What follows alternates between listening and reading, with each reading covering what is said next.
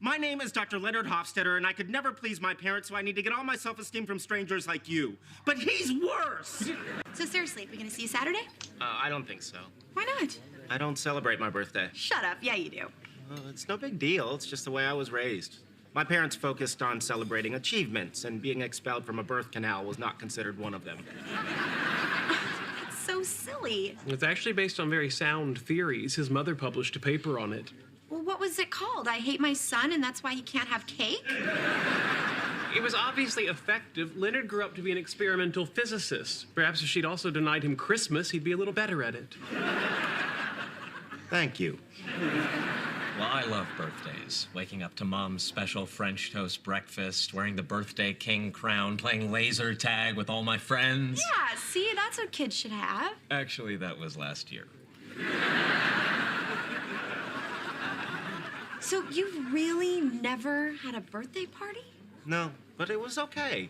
I mean, when I was little, I'd think maybe my parents would change their mind and surprise me with a party. Like this one birthday, I came home from my cello lesson and I saw a lot of strange cars parked out front. When I got to the door, I could hear people whispering and I could smell German chocolate cake, which is my favorite.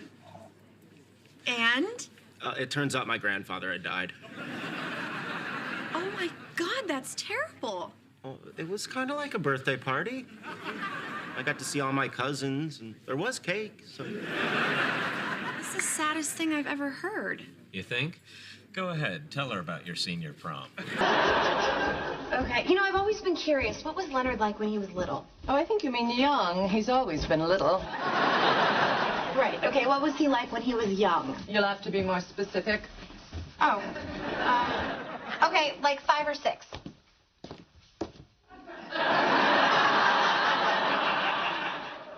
Five. Oh, well, at that age, he was well enmeshed in what Freud would call the phallic stage of psychosexual development. An outmoded theory, of course, but the boy did spend most of his waking hours with a tight grasp on his penis.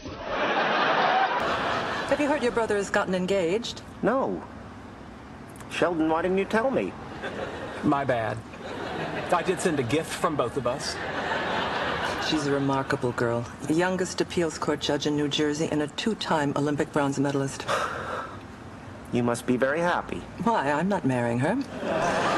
So, what are you guys talking about? The frequency with which your parents had intercourse. Swell.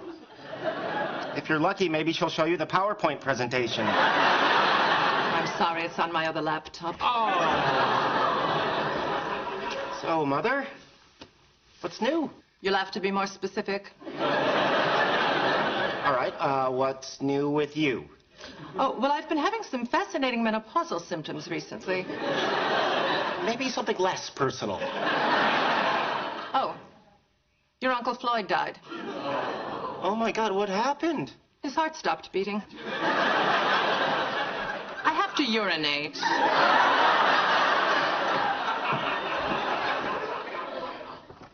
What a remarkable woman.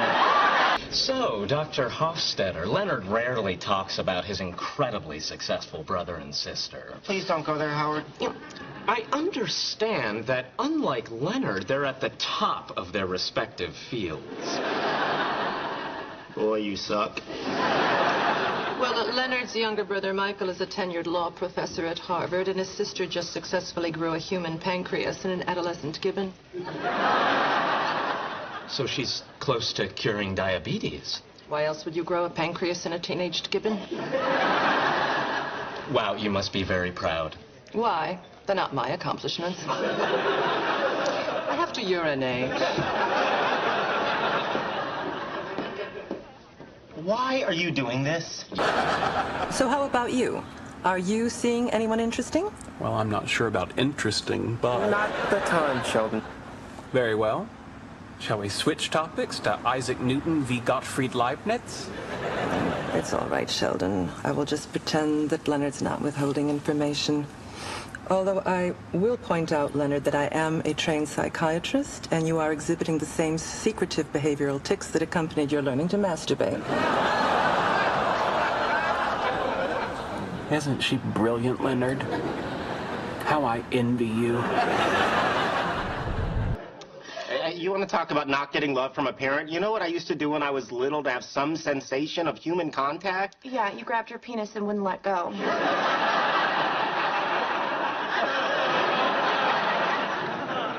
Your mother told me. Of course she did. Anyway, that's not what I was going to say. When I was 10 years old, I built a hugging machine. A hugging machine? Yeah, I got a dressmaker's mannequin. I stuffed it with an electric blanket so it would be warm, and I built 2 radio-controlled arms that would hug me and pat my back. Oh, that is so sad. You know what the saddest part was? What? My father used to borrow it. You were going to show me your laboratory at 1 o'clock. Her reasoning is unassailable. It is 1 o'clock. Fine, let's go. I think you'll find my work pretty interesting. I'm attempting to replicate the dark matter signal found in sodium iodide crystals by the Italians. So no original research? No. Well, what's the point of my seeing it? I could just read the paper the Italians wrote. All right, Mother. Have a nice flight. That's not really in my control, is it? Oh, yes.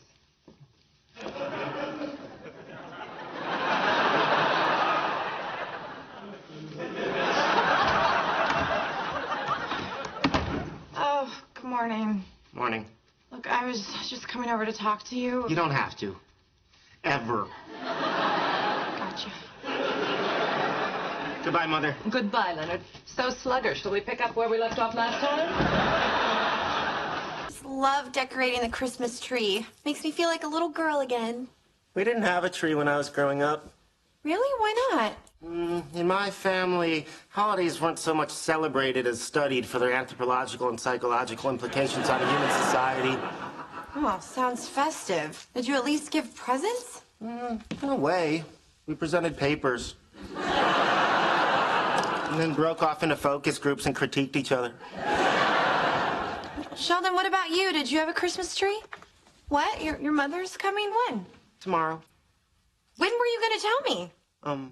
Tomorrow? Why were you keeping this a secret? Well, I If I can interject here. Obviously, Leonard is concerned that his mother won't approve of you as his mate. Why wouldn't she approve of me? I'm adorable. You are. If I can interject again. Leonard comes from a remarkably high-achieving family who have all chosen high-achieving partners. He probably feels that it's doubtful that his mother will be overly impressed with his dating a woman whose most significant achievement is memorizing the Cheesecake Factory menu. Hey, it's a big menu. There's 2 pages just for desserts. I know, and those specials, they change every day. Okay, you know what? It's lame when I say it. It's just ridiculous when you pile on. Sorry. So, what did she say when you told her we were going out? You didn't tell her we were going out, did you? Hello, dear. You called my mother? Oh, Leonard, is it really necessary to caption the obvious? He's been like that since he was a toddler. Look, Mommy, a butterfly. Maddening. What's going on? What do you want? Sheldon informed me that you're experiencing an emotional upheaval, and I'm here to help. That's so nice. And we're back to the obvious. Now, what's up? Well, okay. I don't want to get back together with Penny. We tried it. It was crazy. It didn't work. But I can't deal with the fact that she slept with my friend Raj. And then I find out that Raj's sister Priya, who I've been going out with for 8 months, is moving back to India. So I'm just completely confused and alone. I understand. Got any advice? Yes. Buck up. Excuse me, you're a world-renowned expert in parenting and child development, and all you've got is buck up? Sorry. Buck up, sissy pants. Thanks, Mother. I feel much better. If you need any more help from me, my books are available on Amazon. Logging off. When I was 8, I won a ribbon at the science fair for my project, Do Lima Beans Grow Better to Classical Music? But my mother pointed out that it was just a rehash of my brother's earlier "Do Lima Beans Grow Worse to Rock and Roll?" I felt so guilty, I gave the ribbon back. How did that make you feel? Terrible. I worked really hard on that project. I stayed up all night singing the clown's aria from Pagliacci to a lima bean sprout. Go on. It wasn't my fault. I had never seen my brother's project, and my mother could have told me before instead of at the ceremony in front of everyone. So I hear you saying you're angry with your mother. Damn right I'm angry with my mother.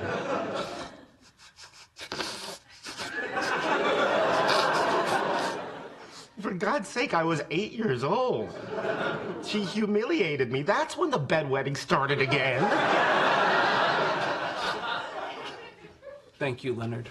For what? If someone as damaged as you can find his way to crawl out of bed each morning, I think I can face a simple award ceremony. Wait, that's it? I thought we had a whole hour! You know, there's no guarantee, even if you have kids, that you're gonna like them. Wow, that's rough. Where'd you get that? It's right off the dust jacket of my mom's last book.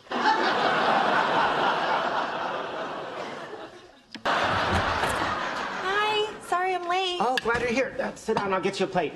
Mom, you remember Penny? Oh, yes, the waitress/actress with the unresolved father issues. Has he finally come to terms with his little slugger growing breasts? Well, he sent me a football and a catcher's mitt for Christmas, so I'm gonna say no. If it helps, we're all good with your breasts. Classic overcompensation. Here's your tea, Mother. Oolong? Yes. Loose, not bagged? Yes. Steeped 3 minutes? Yes. 2% milk? Yes. Warmed separately? Yes. 1 teaspoon sugar? Yes. Raw sugar? Yes. It's cold. I'll start again. I have the same problem with him. Speaking of fathers, Leonard, that reminds me, I'm divorcing yours. What? Yes, he was cheating on me. No. Max, with some waitress from the university cafeteria. Can you believe it? A waitress. Oh, no offense, dear. No, it sounded like a compliment. When did this happen? Well, let's see. Sheldon, when did I leave Leonard's father?